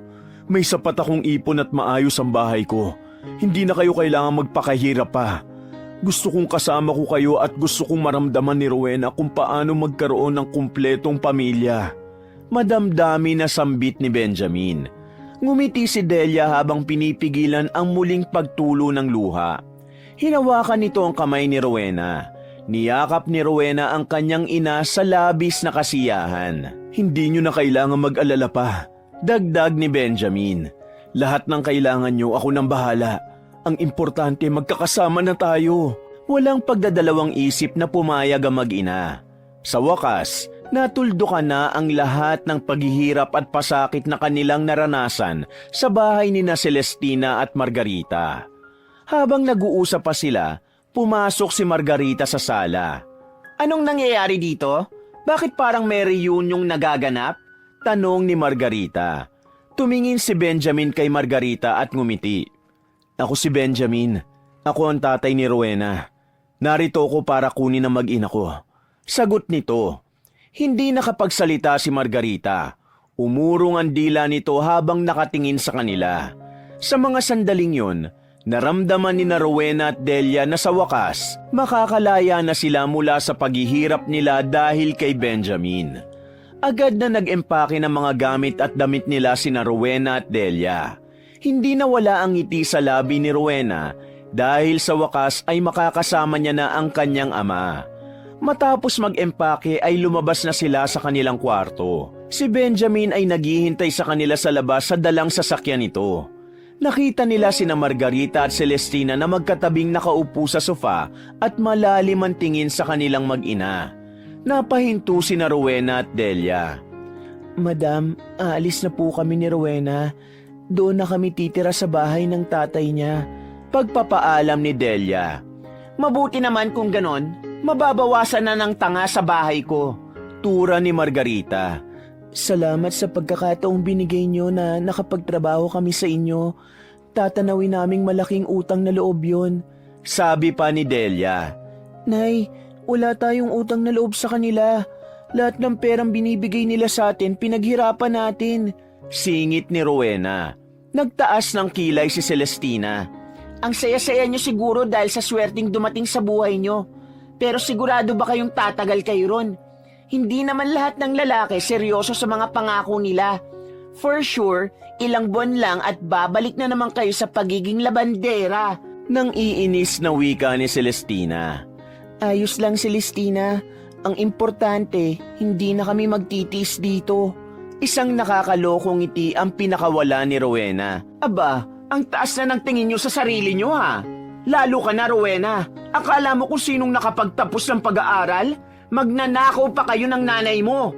Sigaw ni Margarita. Walang kaalam-alam si na Rowena sa biglang pagpasok ni Benjamin. Inakbayan nito si Rowena at diretsyong tumingin kina Margarita. Wala kayong karapatan na maliitin ang mag-ina ko. Sigurado ako na pinaglingkuran nila kayo na maayos. Pero hindi nyo sila tinrato ng tama. Kaya huwag kayong mag-alala. Hindi na nila kailanman mararanasan yun. Matapang nitong sabi. Bahala kayo sa buhay nyo. Sana mag-enjoy kayo sa bago nyong buhay. At huwag na kayong babalik dito kahit kailan. Umalis na nga kayo! Pagtataboy ni Margarita. Lumapit si Delia at tumingin ng diretso kay Margarita. Salamat sa lahat, Margarita.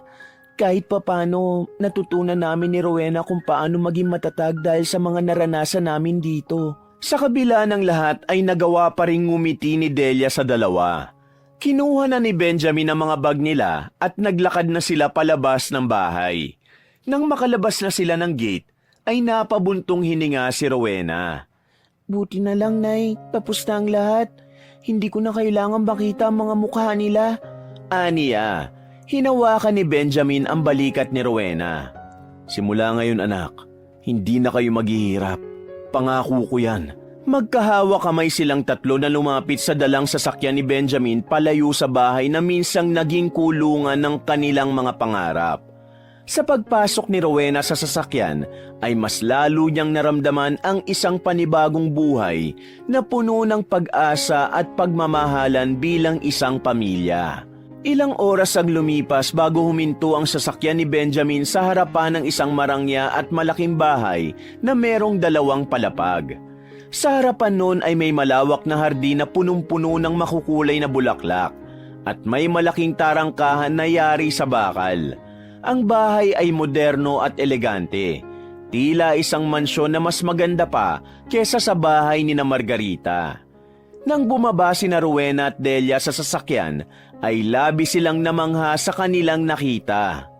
Diyos ko, sobrang laki pala ng bahay mo, Benjamin. Bulalas ni Delia. Simula ngayon, hindi ko na lang ito bahay, kundi bahay niyo na rin. Nakangiting sambit ni Benjamin. Benjamin, hindi ko akalaing ganito nakalaki ang bahay niyo. Dati isang palapag pa lang ito, di ba? Ani Delia. Naging matagumpay kasi lalo ang family business namin, kaya naging ganito nakalaki ang bahay na ito. Matagal ko nang pinapangarap na makita kayong mag-ina. Nagsumikap ako para kapag nakita ko na kayo, ay sigurado ko na maibibigay ko ang nararapat na buhay para sa inyo. Puno ng sinseridad na wika ni Benjamin. Pinapasok sila ni Benjamin sa loob. Sa sala pa lang ay namangha na sina Rowena at Delia. Meron doong malaking sofa na gawa sa mamahaling materyales, chandelier na kumikinang at mga painting na nakasabit sa dingding. Ang kusina ay moderno at may mga gamit na hindi pa nila nakikita kailanman. Kayo na ang bahalang pumili na magiging kwarto niyo sa itaas, ha? Pwede kayong magtig-isa o kaya ay magkasama. Pwede rin naman na solo sa kwarto si Rowena tapos, Delia, magkasama tayo sa kwarto. Napangiti si Benjamin sa sinabi nito. Ano ka ba, Benjamin? Hindi ka pa rin nagbabago. Pilyo ka pa rin. Nahihiyang sabi ni Delia. Hala, si nanay, kinikilig.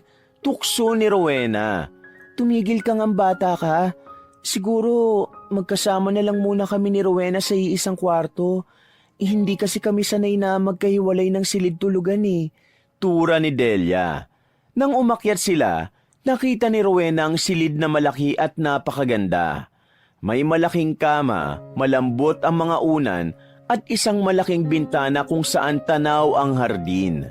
Napaupo siya sa kama at napaluha. Nay, parang panaginip lang po ito. Sabi ni Rowena habang hawak ang kamay ng ina.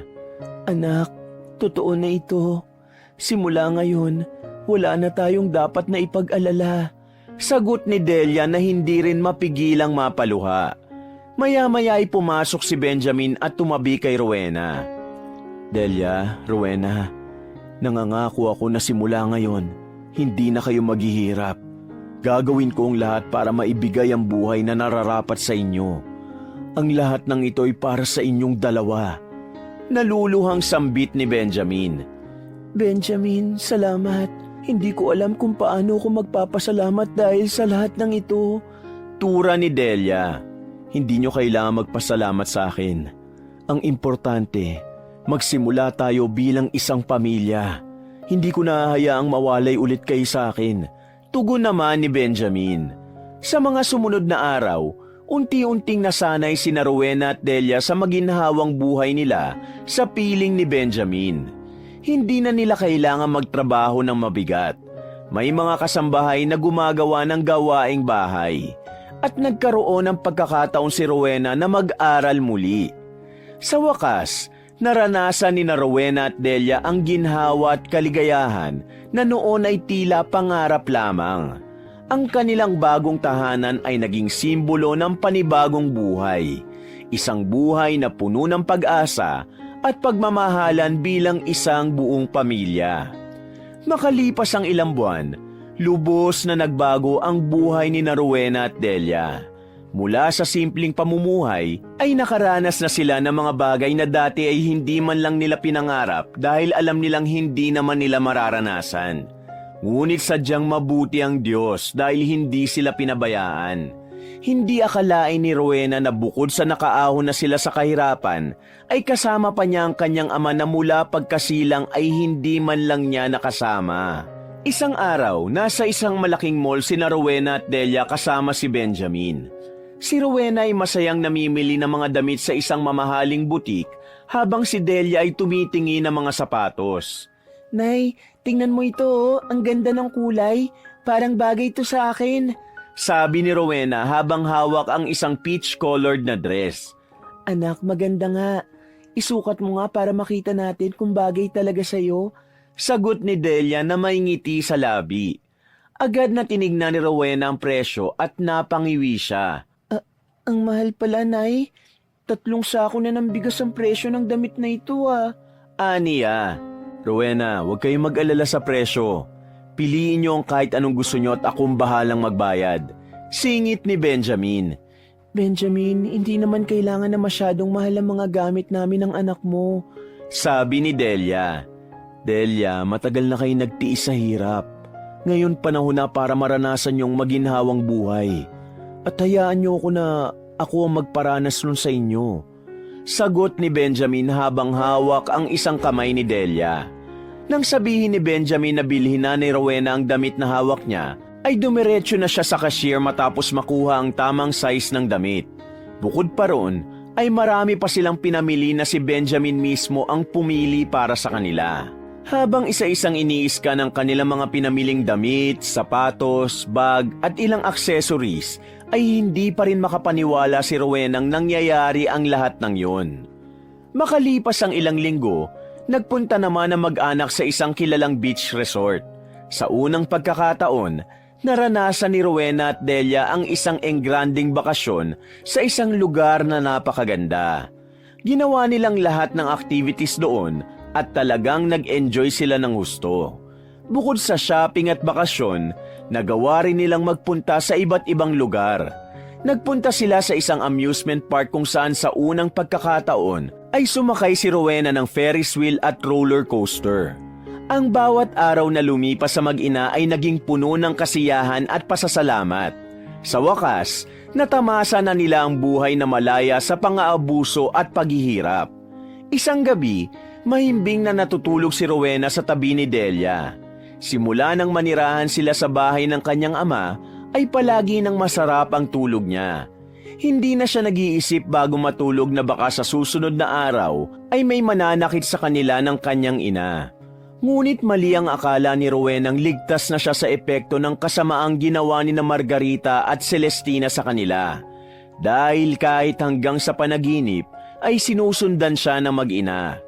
Sa kanyang panaginip, muli niyang naranasan ang matinding pang-aapi ni na Margarita at Celestina. Pinaglalampaso siya ng dalawa ng sahig at pagkatapos ay tatapakan ng kanyang mga kamay hanggang sa magmakaawa siya sa mga ito habang umiiyak. Pagkatapos ay paulit-ulit siyang sasampalin ni Celestina habang si Margarita naman ay walang tigil ang bibig sa pangiinsulto sa kanya at sa nanay niya. Nagulat si Rowena nang bigla siyang magising mula sa panaginip na yon. Napaupo siya sa kama. Pawisan siya at bahagyang humihingal. Hindi niya namalayang tumutulo na pala ang luha niya. Rowena, anong nangyari? Nanaginip ka ba? Narinig kitang umuungol kanina. May pag-aalalang tanong ni Delia na nagising na rin. Umiiyak na niyakap ni Rowena ang ina. Nay, nakita ko na naman sila. Sina Margarita at Celestina. Ang lahat ng ginawa sa atin, paulit-ulit kong naaalala. Kahit sa panaginip ko, hindi nila ako pinapatahimik. Sambit niya. Tapos na yun anak. Hindi na tayo babalik sa ganong sitwasyon. Hinaplos ni Delia ang buhok ni Rowena at sinubukan siyang pakalmahin. Ngunit umiling si Rowena. Nay, hindi ko kayang kalimutan ang lahat ng kasamaan nila. Parang may kulang. Sa kabila ng lahat ng yaman at kaginawa natin ngayon, bakit parang hindi pa rin ako masaya? Tanong ni Rowena. Anak, baka dahil may galit ka pa rin sa puso mo. Iyan ang kailangan mong alisin kasi napakabigat na dalahin yan. Mahinahong sagot ni Delia. Tumigil si Rowena sa pag-iyak at saglit na nag-isip. Napagtanto niya na hindi siya magiging payapa hanggat hindi siya nakakapaghiganti kina Margarita at Celestina. Siguro nga, Nay, pero hindi ko hayaang mabaon na lang sa limot ang lahat ng naranasan natin kina Margarita at Celestina. Kailangan may gawin ako. Sabi ni Rowena habang pinupunasan ang mga luha. Rowena, huwag mo hayaang sirain ng galit ang puso mo. Mas maganda kung patawarin mo na lang sila. Paalala ni Delia. Ngunit sa kabila ng mga salita na yun ni Delia, ay may galit pa rin sa puso si Rowena. Mariin niyang naikuyom ang kanyang kamao at nangako siya sa sarili na kapag nakakita siya ng pagkakataon na gumanti, ay gaganti siya sa mag-inang nagpahirap sa kanila ng kanyang nanay. Nang sumunod na araw, nakahiga si Rowena sa malambot niyang kama at hawak ang kanyang cellphone. Nagbabrowse siya sa social media. Biglang tumigil ang kanyang hintuturo nang mapansin ang isang ad na nasa kanyang newsfeed. Mahina niya yung binasa. For sale, malaking bahay at lupa sa bayan ng Santa Maria. Nakilala agad ni Rowena ang bahay na nasa larawan. Yun ang bahay ni na Margarita at Celestina. Nanlaki ang mga mata niya. Hindi siya makapaniwala sa nabasa niya. Agad niyang binuksan ang link ng post at inisa-isang basahin ang detalye. Nasa caption na kailangan maibenta agad ang bahay dahil sa pangangailangang medikal. Sumikip ang dibdib ni Rowena. Hindi niya maipaliwanag ang nararamdaman niya. Naglaho ang pagkagulat at tuwa sa kanya. Tila isa yung pahiwatig na yun na ang pagkakataon niya para makapaghiganti. Hindi nag-aksaya ng oras si Rowena. Agad niyang sinimulan ang pag-stalk sa social media account ni Celestina. Nakita niya sa account ni Celestina na ibinebenta na nito ang mga mamahalin nitong damit, sapatos at mga alahas. Nalaman niya rin sa isang post ni Celestina na merong malubhang sakit si Margarita at kailangan nitong maoperahan agad. Natigilan si Rowena. Sa isang mahabang post ni Celestina ay nabanggit nito ang sakit ni Margarita. Isang komplikadong kondisyon sa atay na nangangailangan ng agarang operasyon. Nakatitig si Rowena sa screen ng kanyang cellphone. Maya-maya ay unti-unting sumilay ang isang ngiti sa kanyang labi. Ito na ang pagkakataon ko para iparanas sa kanilang naranasan namin ni Nanay. Bulong ni Rowena sa sarili. Inisip niya ang lahat ng masasakit na ginawa ni na Margarita at Celestina sa kanila noon. Ang pangaalipusta, ang pagtapak sa dignidad nila, at ang tila walang hanggang pang-aapi. Niyakap si Rowena ng ideya na maaaring siya na ang magkontrol sa kapalaran ni na Margarita at Celestina. Maya-maya ay binitiwan niya ang cellphone. Tumayo siya at naglakad palapit sa bintana at tumanaw sa malayo. Ito na ang simula ng pagbagsak nila at ako ang gagawa ng paraan para mangyari yun. Galit na bulong ni Rowena. Agad na kumilos si Rowena nang hindi yun ipinaalam sa kanyang ina. Alam niyang pipigilan siya ni Delia sa mga plano niya, kaya nagpasya siyang ilihim ang plano niyang paghihiganti. Isang umaga, nasa isang coffee shop si Rowena. Nakaupo siya sa isang sulok habang kausap ang isang lalaking nasa edad 40.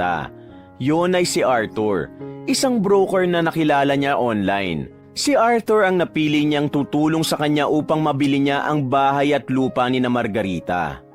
Arthur, ikaw nang bahala rito. Kailangan ko ng taong bibili ng bahay nila. Siguraduhin mong hindi sila magkakaroon ng ideya na ako ang nasa likod nito. Seryosong tura ni Rowena.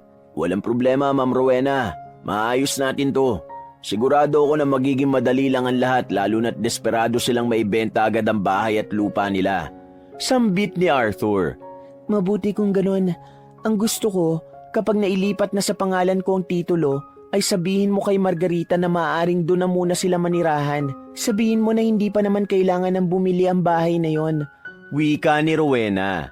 Mabilis na nagkasundo sina Rowena at Arthur at ilang linggo lamang ang lumipas, naayos ni Arthur ang pagbili ng bahay ni na Margarita at Celestina. Agad nitong ipinaalam kay Rowena ang matagumpay na ang transaksyon. Labis na natuwa si Rowena sa sinabi ni Arthur dahil alam niyang sa oras na yon ay nalalapit na niyang makaharap muli ang mag-inang nagdala ng impyerno sa buhay nila ng kanyang ina. Makalipas ang ilang buwan, ay nagpunta na si Rowena sa bahay ni na Margarita na nasa pangalan niya na. Tahimik siyang nakatingin sa bahay mula sa loob ng kanyang sasakyan. Napansin niya na tuluyan ng napabayaan ng bahay na yon. Ang dating malinis at makintab na gate ay may bahid na ng kalawang at ang hardin ay puno na ng tuyong mga halaman. Sa loob ng 3 buwang paghihintay, siniguro niyang hindi maghihinala sina Margarita at Celestina kung sino ang tunay na nakabili ng bahay at lupa ng mga ito. Bumaba na si Rowena mula sa kanyang sasakyan. Nakasuot siya ng itim na dress at may suot siyang shades. Ang mataas niyang takong ay lumilika ng tunog sa semento. Bawat hakbang niya ay puno ng kumpiyansa. Pagdating sa pinto ay kumatok siya ng mahina at ilang saglit lamang, bumukas ang pinto at bumungad si Celestinang nakasuot ng simpleng t-shirt at lumang shorts. Sino ka? At bakit ka pumasok sa bakuran namin nang hindi nagpapaalam? Alam mo bang trespassing ang ginagawa mo? Mataray na bungad ni Celestina. Trespassing? Paano magiging trespassing ang ginawa ko kung ako ang may-ari ng bahay at lupa na ito? May nahon ngunit madiin na sagot ni Rowena. Natigilan si Celestina. Mula sa loob ng bahay ay narinig ni Rowena ang paos na boses ni Margarita. Celestina, sinong nandyan? Tanong ni Margarita. Mami, siya raw po may-ari nitong bahay at lupa. Sagot ni Celestinang nanginginig ang boses. Hinawi ni Rowena si Celestina. Natuwa siya dahil hindi man lang siya nakilala ng dalawa. Nandito ako para makita ang kalagayan ng bahay. Ayoko namang pabayaan ang pag-aari ko. Habang nagsasalita si Rowena, ay sinuri niya ang reaksyon ng mag-ina. May bahagyang takot sa mukha ng dalawa.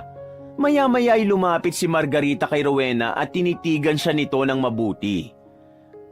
Sandali, parang kilala kita. Ikaw ba si... Hindi nagawang tapusin ni Margarita ang sasabihin dahil inunahan na ito ng pagkagimbal. Ngumiti si Rowena at inalis ang suot niyang shades.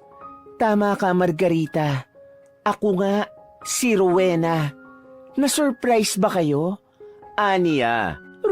Rowena? Hindi makapaniwalang sambit ni Margarita habang nanlalaki ang mga mata. Oo, ako nga. Ang dating aliping minamaliit nyo. Ngayon, ako nang may-ari ng bahay na ito na dati ay sa inyo. Nagmamalaking wika ni Rowena. Nanatiling nakatayo si Rowena sa harap ng dalawa habang nag-e-enjoy siyang panoorin ang reaksyon ng mga ito. Hindi makatingin ng diretso si Margarita sa kanya habang si Celestina ay matalim ang tingin. Tahimik na ginala ni Rowena ang paningin sa paligid. Ang maruming kurtina, ang sirang sofa at ang kakaibang amoy ng buong bahay, lahat ng yon ay patunay ng pagbagsak ng mag-ina. Pinabayaan nyo na ang bahay na ito? O wala na kayong pera para ma-maintain ito? Huwag kayong mag-alala. Ibabalik ko sa dati ang bahay na ito at mas pagagandahin ko pa. Sabi ni Rowena. Hindi makapagsalita sina Margarita at Celestina. Nakita ni Rowena ang bahagyang pagyuko ni Margarita na parang tinanggap na nito ang pagkatalo. Para kay Rowena ay hindi sapat ang tagpong yon upang makaramdam siya ng tagumpay sa kanyang paghihiganti. Hindi ako naniniwalang ikaw ang nakabili ng bahay at lupa namin. Galit na sabi ni Celestina. Patunay ba ang gusto mo? Ito ang patunay. Inabot ni Rowena kay Celestina ang isang envelope kung saan nakalagay ang titulo ng lupa at patunay na sa kanya na yon nakapangalan. Nang makita yun ni Margarita ay nangilid ang luha nito. Totoo nga. Ikaw na nga ang may-ari ng bahay at lupa namin. Hindi makapaniwalang wika nito. Tama ka na naman, Margarita. Kaya ngayon, kayo na ang walang karapatan sa bahay na ito. Mabuti pa, magsimula na kayong mag-empake dahil kailangan nyo nang umalis. Matapang natura ni Rowena. Anong karapatan mo na paalisin kami dito? Hindi mo pwedeng gawin sa amin to! Sigaw ni Celestina na tila hindi matanggap ang nangyayari. Napailing si Rowena at tumingin kay Celestina ng diretsyo. Celestina, ang papel na hawak ng nanay mo ang nagsasabi kung sino na ang may-ari ng bahay at lupa na ito. At pangalan ko ang nakalagay dyan. Kaya akin na ang lahat ng nandito. Kaya bago pa ako tumawag ng mga pulis, umalis na kayo. Pagpapalayas ni Rowena sa mag-ina. Hindi kumibo si Margarita. Tahimik itong nakatitig sa papeles. Maya-maya ay dahan-dahan itong lumapit kay Rowena. Rowena, alam kong marami kaming nagawang mali sa inyo noon. Pero maawa ka sa amin. Wala kaming mapupuntahan. Pakiusap, wag mo kaming paalisin. Naluluhang samo ni Margarita. Nagtaas ng isang kilay si Rowena. Pinagmamasdan niya si Margarita na kulang na lang ay lumuhod sa harapan niya. Sa likod ng kanyang isip, dama niya ang matamis na tagumpay ng kanyang paghihiganti. Hanggang isang ideya ang biglang pumasok sa isip ni Rowena. May paraan naman para manatili kayo rito. Sabi niya sa mapanuksong tono. Ano yun? Sabihin mo at gagawin namin. Puno ng pag-asa na tanong ni Margarita. Pwede kayong manatili rito bilang mga kasambahay ko. Simula ngayon, dito na ako titira at kayo ang magiging tagalinis, tagaluto, tagapagsilbi ko at higit sa lahat, tagapaglaba. Deklara ni Rowena. Hindi pwede mangyari yan! Hindi kami magiging alipin mo! Galit na sigaw ni Celestina. Tumahimik ka, Celestina! Wala na tayong iba magagawa kundi pumayag sa gusto ni Rowena. Ang perang meron tayo ngayon ay sapat na lang para sa pagpapa-opera ko. Singhal ni Margarita sa anak. Pero Mami! Hindi na natapos ni Celestina ang sasabihin nang tapunan nito ng matalim na tingin ni Margarita. Muling lumingon si Margarita kay Rowena. Tinatanggap namin ang kondisyon mo. Magtatrabaho kami dito bilang mga kasambahay mo. Sambit nito. Mabuti naman kung ganon. Simula bukas, aasahan kong maayos ang bawat sulok ng bahay. At huwag kayong mag-alala, magiging mabait naman akong amo kung susundin niyo ang gusto ko. May himig na pananakot na wika ni Rowena. Hindi na kumibo si Margarita. Napatungo ito habang humihikpi. Si Celestina naman ay padabog na naupo. Halatang tutol ito sa desisyon ni Margarita ngunit wala itong magawa. Simula noon ay madalas nang nagpupunta sa bahay na yun si Rowena upang pahirapan at gawing impyerno ang buhay ni na Margarita at Celestina. Nais niyang maramdaman ng dalawa ang naramdaman noon nila ng nanay niya nung ang mga ito pa ang nasa itaas. Isang umaga, nakaupo sa sofa sa malawak na sala ng bahay si Rowena habang umiinom ng kape. Relax na relax siya habang nagbabasa ng magazine. Ngunit bigla siyang nakaramdam ng pagkainip, kaya nagtungo siya sa likod ng bahay kung saan naroon sina Margarita at Celestina na abala sa paglalaba. Kahit hindi pa marumi ang mga bedsheet at kurtina sa lahat ng kwarto sa itaas, ay pinalaba na agad niya ang mga yun sa dalawa. Siguraduhin niyo malinis ang mga yan ha. Kapag hindi maayos ang laban niyo, ipapaulit ko yan sa inyo.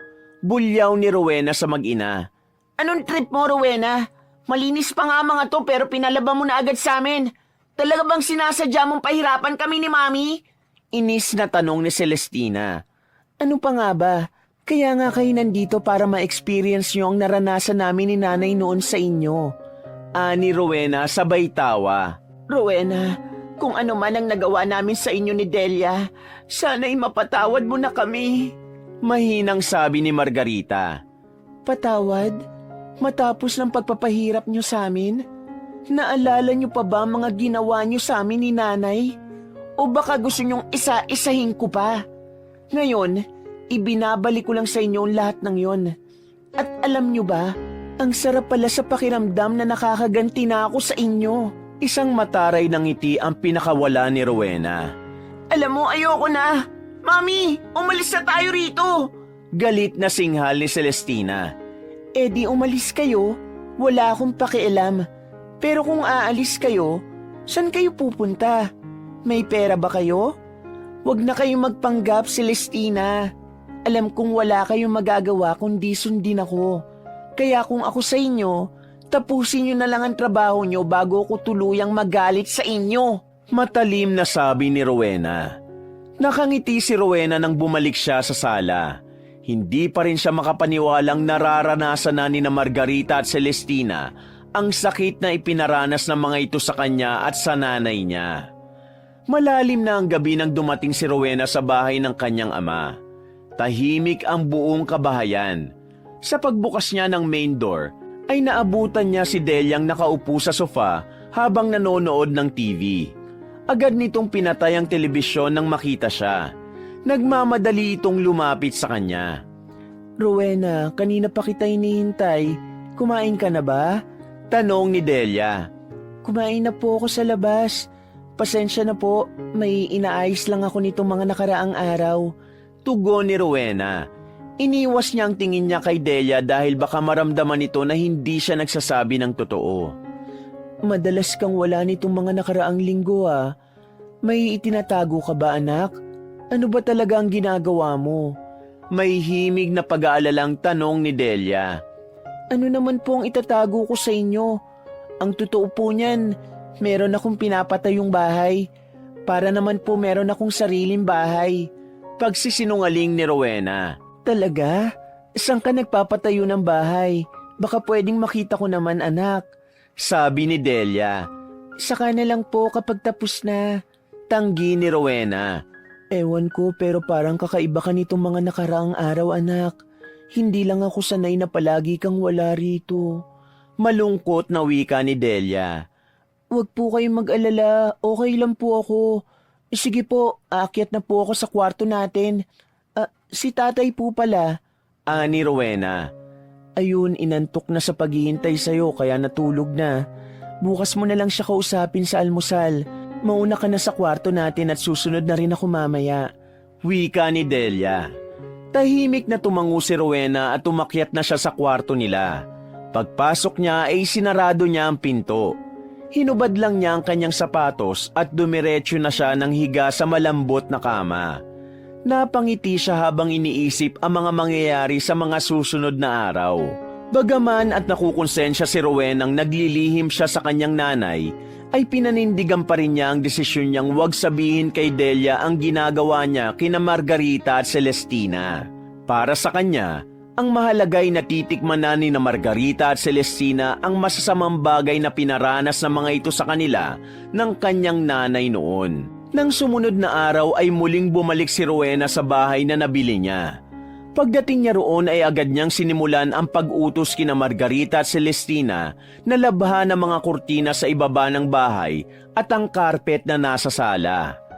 Tanghali na pero hindi pa rin tapos ang dalawa at nakiusap si Margaritang baka pwedeng magpahinga muna ito at si Celestina, ngunit hindi pumayag si Rowena. Huwag kayong titigil hanggat hindi nyo tapos sa mga yan. Madiin na utos ni Rowena habang nakatayo sa likod ni Margarita at Celestina.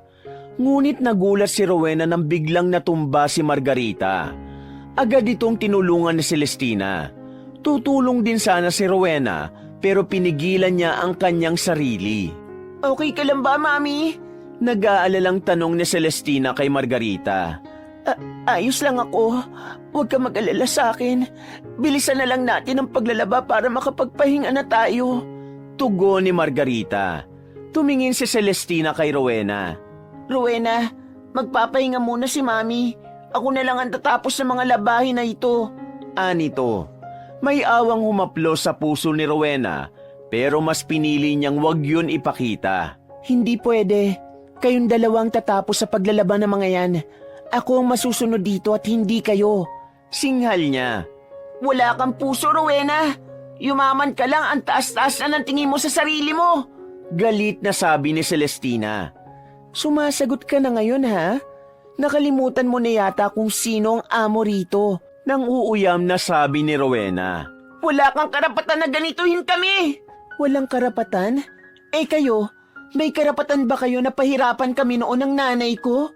Kaya ngayon, wala rin kayong karapatan na magreklamo. Sagot ni Rowena. Celestina, tama na. Huwag ka nang sumagot kay Rowena. Pigil ni Margarita sa anak. Hindi, Mami. Sobra na ang babaeng to eh. Gigil na duro ni Celestina. Ah, ganun?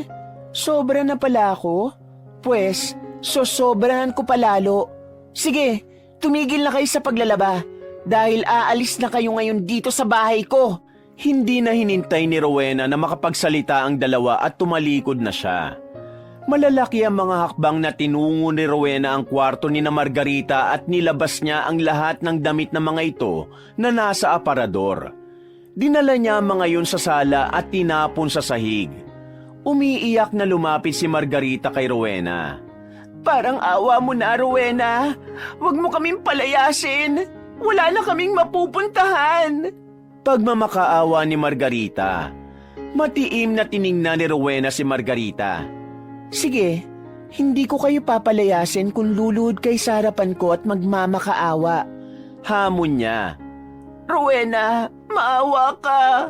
Samo ni Margarita. Luluhod kayo o papalayasin ko kayo? Singhal ni Rowena. Celestina, lumuhod na tayo. Ani Margarita. Dahan-dahang lumuhod si Margarita sa harapan ni Rowena na sinundan ni Celestina. Kapwa tahimik na umiiyak ang dalawa. Ano pang hinihintay nyo? Magmakaawa na kayo sa akin. Bulyaw ni Rowena. Ang kanyang boses ay puno ng galit na nagmula pa noong unang araw na pinahirapan sila ni na Margarita at Celestina. Bago pa man makapagsalita si na Margarita, ay nagulat silang lahat sa biglang pagdating ni Delia. Nang makita nito ang mag-inang nakaluhod sa harapan ni Rowena, ay agad nitong tinulungan ang mga yun na tumayo. Humarap si Delia kay Rowena. Rowena, ano itong ginagawa mo? Naguguluhan itong tanong. Pinaparanas ko lang sa kanilang ginawa nila sa atin noon ay walang gatol na sagot ni Rowena. Pero anak, hindi tama itong ginagawa mo. Wala itong magandang idudulot sa'yo. Ani Delia. Matagal ko nang gustong gumanti sa kanila.